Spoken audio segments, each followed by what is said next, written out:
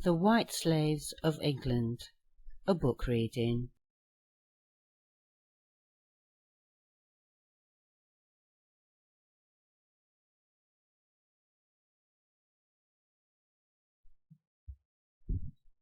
The White Slaves of England.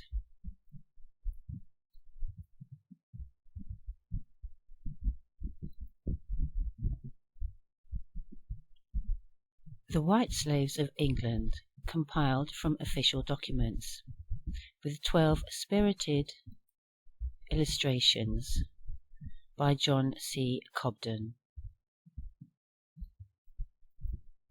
Auburn and Buffalo, Miller, Orton and Mulligan, 1854. Entered according to Act of Congress in the year 1853 by Darby and Miller, in the Clerk's Office of the District Court of the Northern District of New York.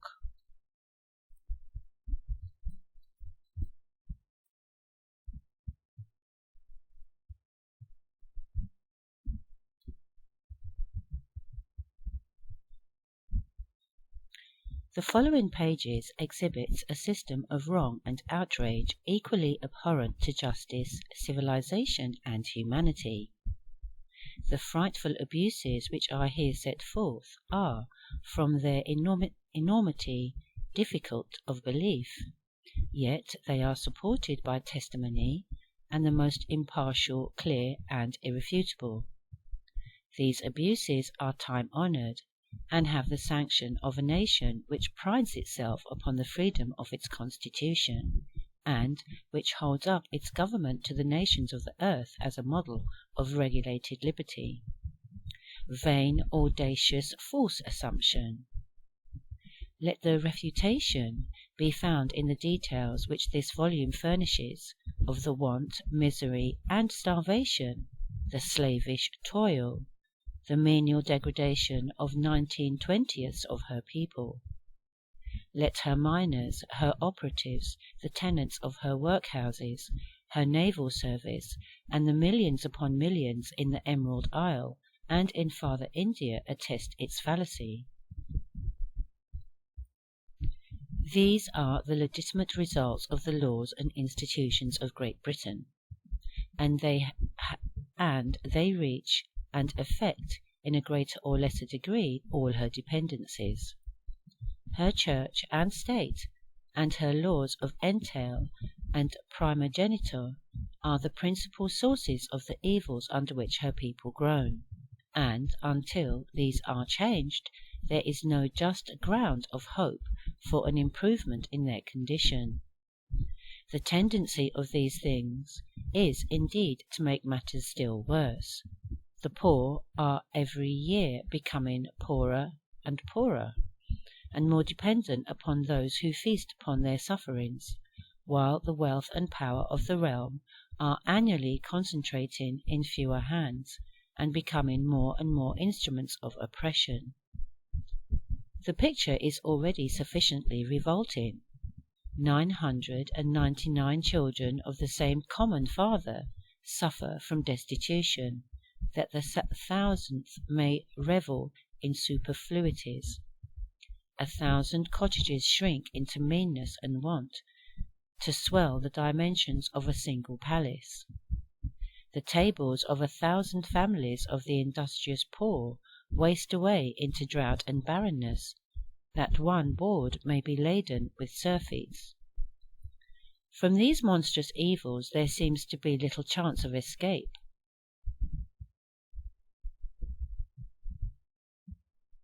Except by flight, and happy it is for the victims of oppression that an asylum is open to them in which they can fully enjoy the rights and privileges from which for ages they have been debarred. Let them come. The feudal chains which so long have bound them can here be shaken off. Here they can freely indulge the pure impulses of the mind and the soul, untrammelled by political or religious tyranny. Here they can enjoy the beneficent influences of humane institutions and laws, and find a vast and ample field in which to develop and properly employ all their faculties. The United States appear before the eyes of the downtrodden whites of Europe as a land of promise. Thousands of ignorant, degraded wretches who have fled from their homes to escape exhausting systems of slavery annually land upon our shores, and in their hearts thank God he has created such a refuge. This is the answer, the overwhelming answer, to the decriers of our country and its institutions. These immigrants are more keenly alive to the superiority of our institutions than most persons who have been bred under them, and to their care we might confidently entrust our defence.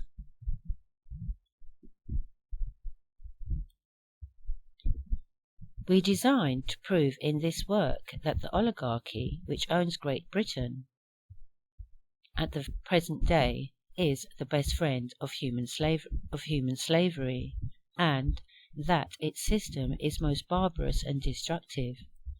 Those feudal institutions which reduced to slavery the strong-minded race of whites are perpetuated in Great Britain to the detriment of freedom wherever the British sway extends. Institutions which nearly every other civilized country has abolished, and which are at least a century behind the age, still curse the British Islands and their dependencies. This system of slavery, with all its destructive effects, will be found fully illustrated in this volume. Our plan has been to quote English authorities wherever possible. Out of their own mouths shall they be condemned. We have been much indebted to the publications of distinguished democrats of England, who have keenly felt the evils under which their country groans, and striven with a hearty will to remove them. They have the sympathies of civilized mankind with their cause. May their efforts soon be crowned with success, for the British masses and oppressed nations far away in the East will shout loud and long when the aristocracy is brought to the dust.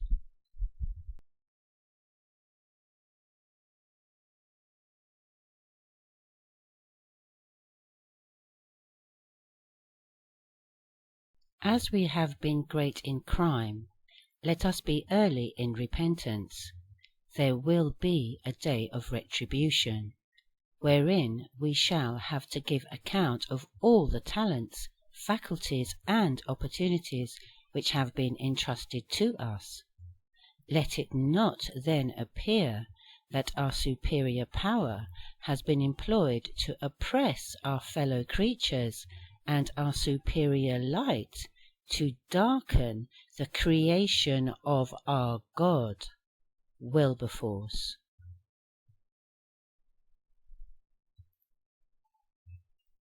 Contents. Chapter 1. General Slavery proceeding from the existence of the British aristocracy. Chapter 2. Slavery in the British mines. Chapter 3. Slavery in the British factories. Chapter 4.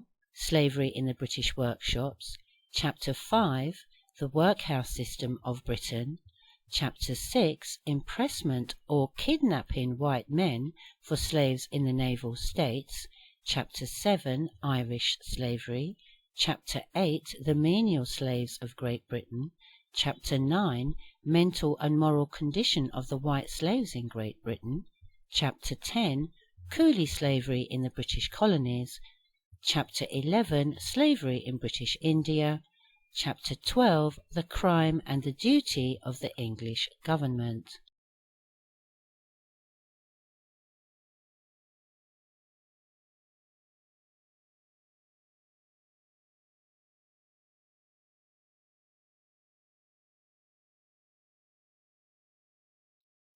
The White Slaves of England. Chapter 1. General Slavery proceeding from the existence of the British aristocracy. What is slavery? A system under which the time and toil of one person are compulsorily the property of another. The power of life and death, and the privilege of using the lash in the master are not essential, but casual attendants of slavery, which comprehends all involuntary servitude without adequate recompense or the means of escape. He who can obtain no property in the soil, and is not represented in legislation, is a slave, for he is completely at the mercy of the lord of the soil and the holder of the reins of government. Sometimes slavery is founded upon the inferiority of one race to another, and then it appears in its most agreeable garb, for the system may be necessary to tame and civilize a race of savages. But the subjection of the majority of a nation to an involuntary, hopeless, exhausting, and demoralizing servitude for the benefits of an idle and luxurious few of the same nation is slavery in its most appalling form. Such a system of slavery, we assert, exists in Great Britain.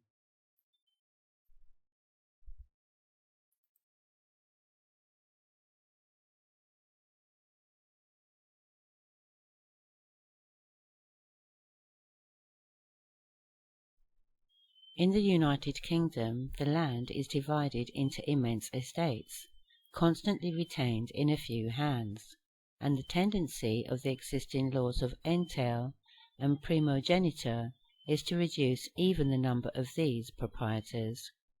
According to McCulloch, there are 77,700,048 acres of land in the United Kingdom, including the small estates islands adjacent. Of this quantity, 28,222,435 acres are uncultivated, while, according to Mr. Porter, another English writer, about 11,300,000 acres now lying waste are fit for cultivation. The number of proprietors of all this land is about 50,000. Perhaps this is a rather high estimate for the present period. Now, the people of the United Kingdom number at least 28 million. What a tremendous majority, then, own not a foot of soil. But this is not the worst. Such is the state of the laws that the majority never can acquire an interest in the land. Said the London Times in 1844, once a peasant in England, and the man must remain a peasant forever. And says Mr. Kay of Trinity College, Cambridge, unless the English peasant will consent to tear himself from his relations, friends, and early associations, and either transplant himself into a town or into a distant colony, he has no chance of improving his condition in the world. Admit this, admit that, the peasant must remain through life at the mercy of his lord, and of legislation in which his interests are not represented, and tell us he is a free man. To begin with, England, to show the progress and effects of land monopoly, the Reverend Henry Worsley states that in the year 1770 there were in England 250,000 freehold estates in the hands of 250,000 different families, and that in 1815 the whole of the lands of England were concentrated in the hands of only 32,000 proprietors, so that as the population increases, the number of proprietors diminishes. A distinguished lawyer who was engaged in the management of estates in Westmoreland and Cumberland counties in 1849 says, "The greater proprietors in this part of the country are buying up the lands and including it in their settlements. Wherever one of the small estates is put up for sale, the great proprietors outbid the peasants and purchase it at all costs. The consequence is that for some time past, the number of the small estates has been rapidly diminishing in all parts of the country. In a short time none of them will remain, but all will be merged in the great estates. The consequence is that the peasant's position, instead of being what it once was, one of hope, is gradually becoming one of despair. Unless a peasant migrates, there is now no chance for him. It is impossible for him to rise above the peasant class. The direct results of this system are obvious. Unable to buy land, the tillers of the soil live merely by the sufferances of the proprietors. If one of the great landholders take the notion that grazing will be more profitable than farming, he may sweep away the homes of his labourers, turning the poor wretches upon the country as wandering paupers, or driving them into the cities to overstock the workshops and reduce the wages of the poor workmen.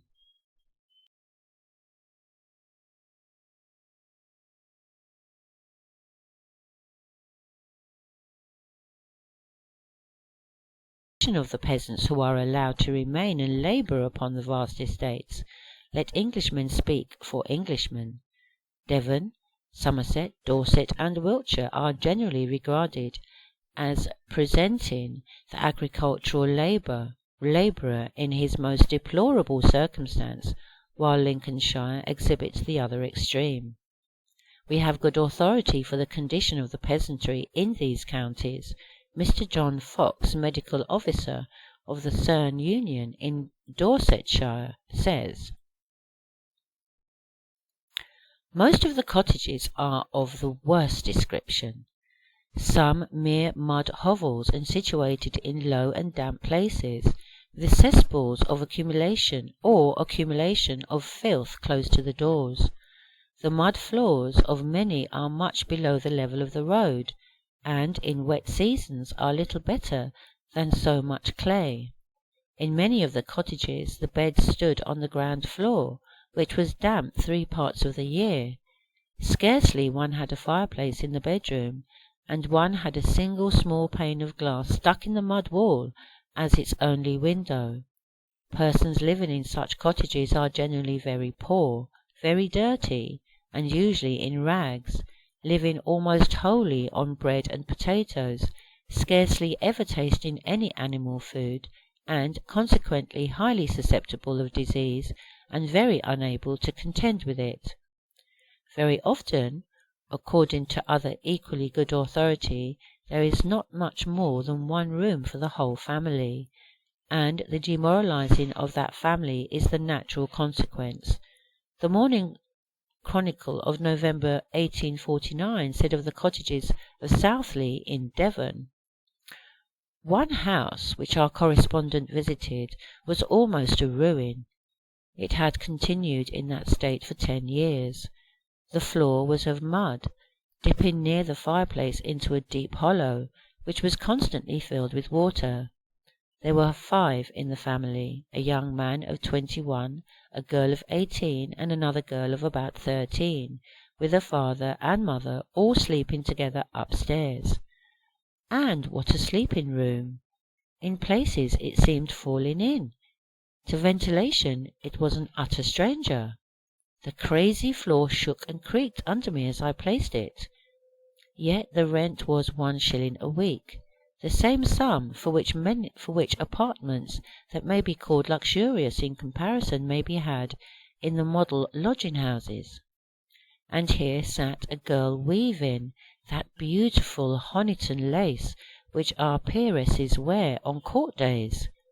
Cottage after cottage at Southley presented the same characteristics: clay floors, low ceilings, letting in the rain, no ventilation, 2 rooms, one above and one below, gutters running through the lower room to let off the water, unglazed window frames, now boarded up and now uncovered to the elements, the boarding going for firewood, the inmates disabled by rheumatism, ague, and typhus, broad stagnant open ditches close to the doors, heaps of abominations piled around the dwellings, such as are the main features of Southley, and it is in these worse than pigsties that one of the most beautiful fabrics that luxury demands or art supplies is fashioned.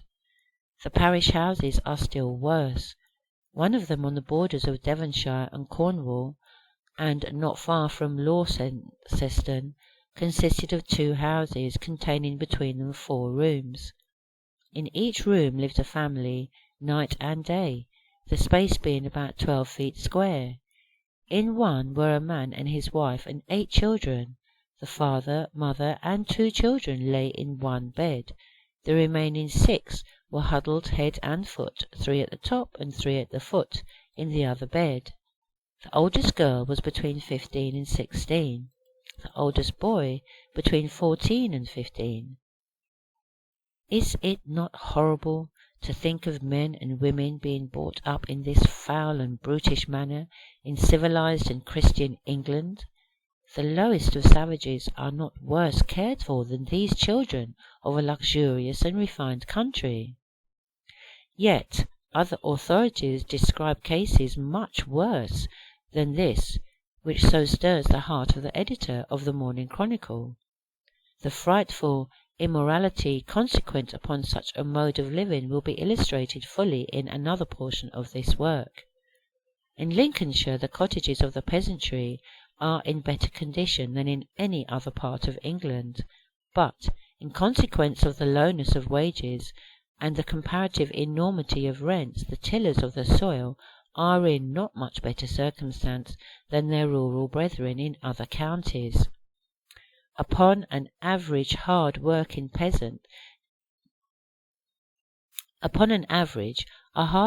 peasant can earn 5 shillings a week, 2 shillings of which go for rent. If he can barely live when employed, what is to become of him when thrown out of employment?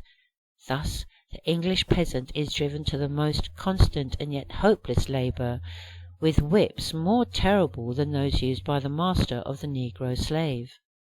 In Wales the condition of the peasant, thanks to the general system of lord and serf, is neither milder nor more hopeful than in England. Mr. Symonds, a commissioner who was sent by government to examine the state of education in some of Wales' counties, says of the peasantry of Brecknockshire, Cardiganshire, and Radnorshire, "The people of my district are almost universally poor. In some parts of it, wages are probably lower than in any part of Great Britain. The evidence of the witness, fully confirmed by other statements, exhibits such poverty, but little amended in other parts of the counties on which I report. The farmers themselves are very much impoverished and live no better than English cottagers in prosperous agricultural counties. The cottages in which the people dwell are miserable in the extreme in nearly every part of the country, in Cardiganshire and every part of Brecknockshire and Radnorshire except the east. I have myself visited many of the dwellings of the poor, and my assistants have done so likewise. I believe the Welsh cottages to be very little, if at all, superior to the Irish huts in the country districts. Brick chimneys are very unusual in these cottages. Those which exist are usually in the shape of large cones, the top being of basket work. In very few cottages is there more than one room, which serves the purpose of living and sleeping. A large dresser and shelves usually form the partition between the two, and, where there are separate beds for the family, a curtain or low board is, if it exists, the only division, with no regular partition. And this state of things very generally prevails, even where there is some little attention paid to cleanliness, but the cottages and the beds are frequently filthy. The people are always very dirty. In all the counties the cottages are generally destitute of necessary outbuildings, including even those belonging to the farmers, and both in Cardiganshire and Radnorshire, except near the border of England, the pigs and poultry have free run of the joint dwelling and sleeping rooms. In Scotland, the estates of nobility are even more larger than in England. Small farms are difficult to find. McCulloch states that there are not more than 8,000 proprietors of land in the whole of Scotland, and, as in England, this number is decreasing. In some districts the cottages of the peasantry are as wretched as any in England or Wales. For some years past the great landholders, such as the Duke of Buccleuch and the Duchess of Sutherland, have been illustrating the glorious beneficence of British institutions by removing the poor peasantry from the homes of their fathers, for the purpose of turning the vacated districts into deer parks, sheep walks, and large farms. Many a Highland family has vented a curse upon the head of the remorseless Duchess of Sutherland. Most slaveholders in other countries feed, shelter, and protect their slaves in compensation for work, but the Duchess and her barbarous class take work, shelter, food, and protection from their serfs all in one fell swoop, turning them upon the world to beg or starve. Scotland has strong reason, to bewail the existence of the British aristocracy. Next let us invoke the testimony of Ireland, the beautiful and the wretched. Ireland, whose people have been the object of pity to the nations for centuries, whose miseries have been the burden of song and the theme of eloquence till they have penetrated all hearts save those of their oppressors, whose very lifeblood has been trampled out by the aristocracy. Let us hear her testimony in regard to the British slave system.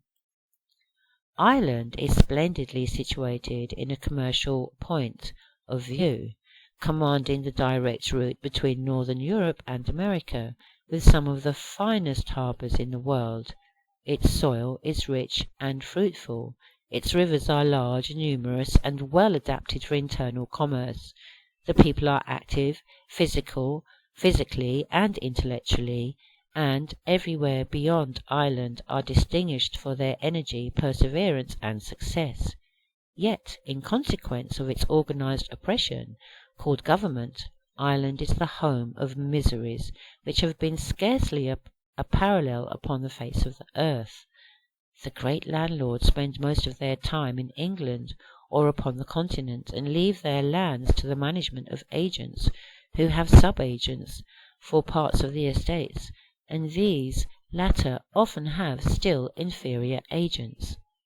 Many of the great landlords care nothing for their estates beyond the receipts of the rents, and leave their agents to enrich themselves at the expense of the tenantry. Everywhere in Ireland a traveller, as he passes along the roads, will see on the roadsides and in the fields places which look like mounds of earth and sods, with a higher heap of sods upon the top, out of which smoke is curling upward, and with two holes in the sides of the heap next the road, one of which is used as the door and the other as the window of the hovel. These are the homes of the peasantry. Entering a hovel, you will find it to contain but one room, formed by the four mud walls, and in these places upon the mud floor the families of the peasant live.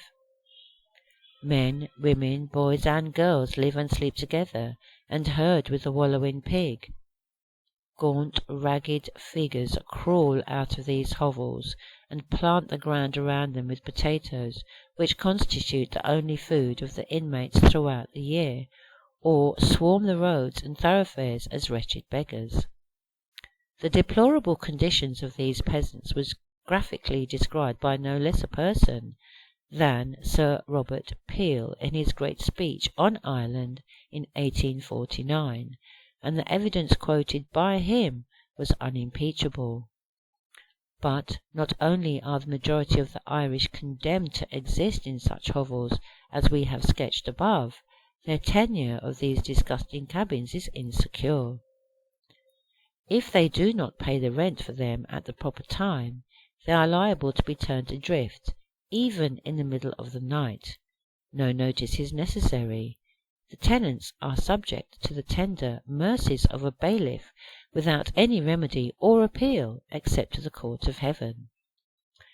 Kay states that in 1849 more than 50,000 families were evicted and turned as beggars upon the country. An Englishman who travelled through Ireland in the fall of 1849 says, "In passing through some half-dozen counties, Cork especially in the western portions of it, Limerick, Clare, Galway, and Mayo, you see thousands of ruined cottages and dwellings of the labourers, the peasants, and the small holders of Ireland. You see from the roadside 20 houses at once with not a roof upon them. I came to a village not far from the castle bar, where the system of eviction had been carried out only a few days before. 5 women came about us as the car stopped, and on making inquiry they told us their sorrowful story. They were not badly clad. They were cleanly in appearance. They were intelligent. They used no violent language, but in the most moderate terms told us that on the Monday week previously those 5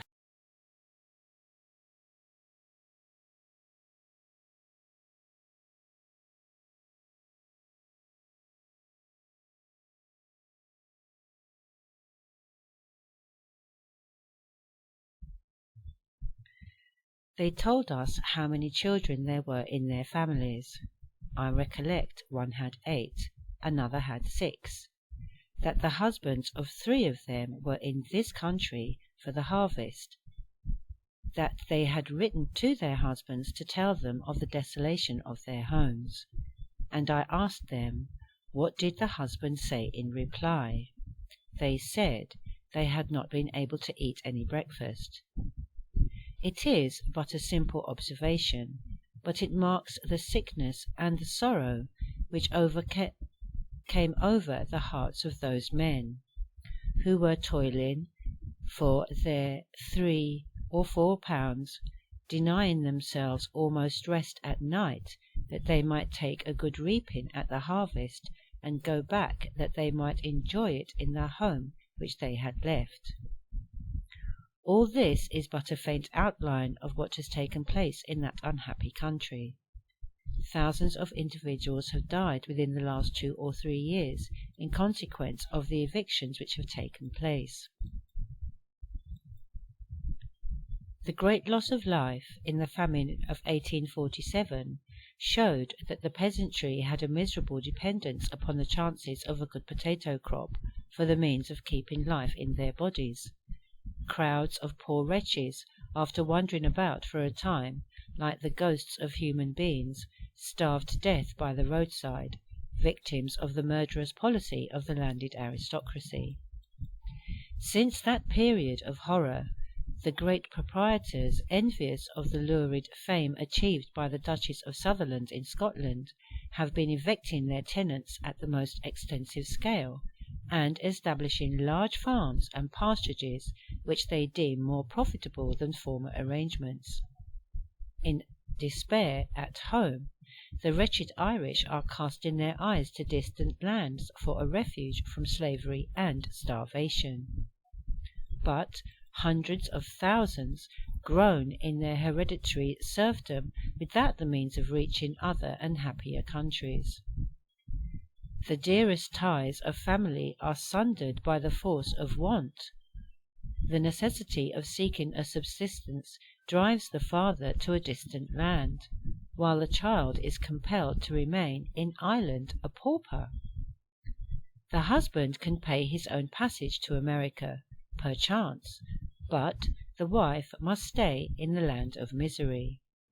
Ask Ireland if a slave can breathe in Great Britain.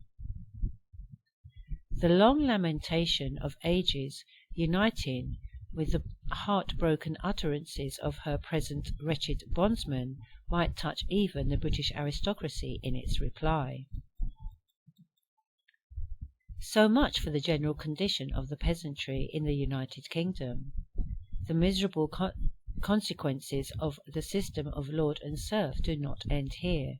No, they are London, Manchester, Birmingham, Glasgow, Dublin, and many other cities and towns, with their crowds of slaves either in the factories and workshops or in the streets as paupers and criminals. There are said to be upward of 4 millions of paupers in the United Kingdom. Can such an amount of wretchedness be found in any country upon the face of the globe? To what cause are we to attribute this amount of pauperism, save to the monopolies and oppressions of the aristocracy? Think of there being in the United Kingdom over 11 million acres of good land uncultivated, and 4 millions of paupers. According to Kay, more than 2 millions of people were kept from starving in England and Wales in 1848 by relief doled out to them from public and private sources. So scant are the earnings of those who labour day and night in the cities and towns that they may become paupers if thrown out of work for a single week. Many from town and country are driven by the fear of starvation to labour in the mines, the horrors of which species of slavery shall be duly illustrated further on in this work. Truly, Southey writes, "To talk of English happiness is like talking of Spartan freedom. The helots are overlooked. In no country can such riches be acquired by commerce, but it is the one who grows rich by the labour of the 100. The 100 human beings, like himself, as wonderfully fashioned by nature, gifted with the like capacities, and equally made for immortality, are sacrificed body and soul. Horrible as it must needs appear, the assertion is true to the very letter. They are deprived in childhood of all instruction and all enjoyment, of the sports in which childhood instinctively indulges, of fresh air by day, and of natural sleep by night. Their health, physical and moral, is like destroyed. They die of diseases,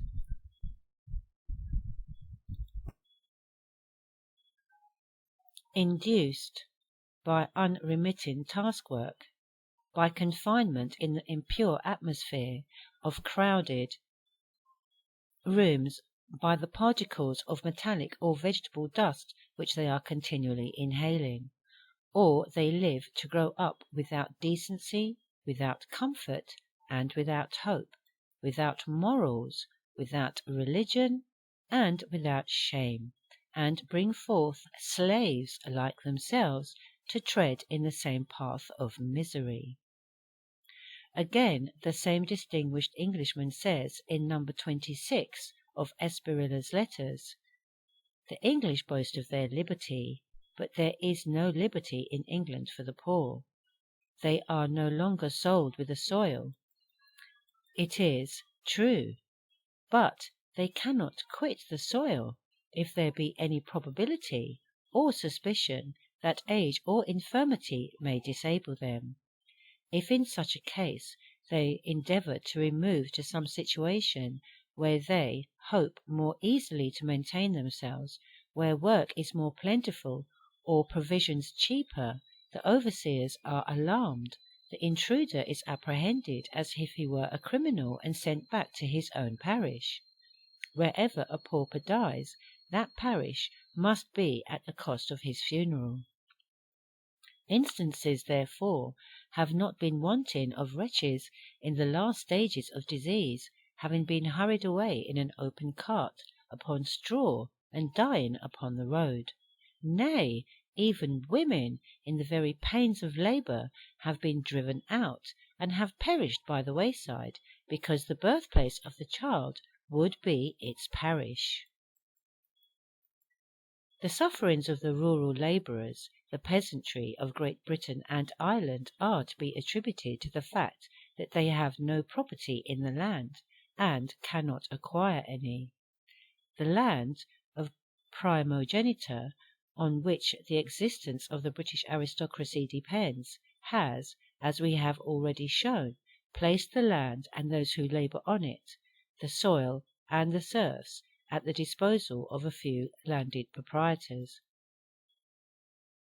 The labourers are not attached to the soil and bought and sold with it, as in Russia. The English aristocrat is too cunning to adopt such a regulation, because it would involve the necessity of supporting his slaves. They are called free men, in order to enable their masters to detach them from the soil and to drive them forth to starve when it suits their convenience, without incurring any legal penalty for their cruelty, such as the slaveholders of other countries would suffer.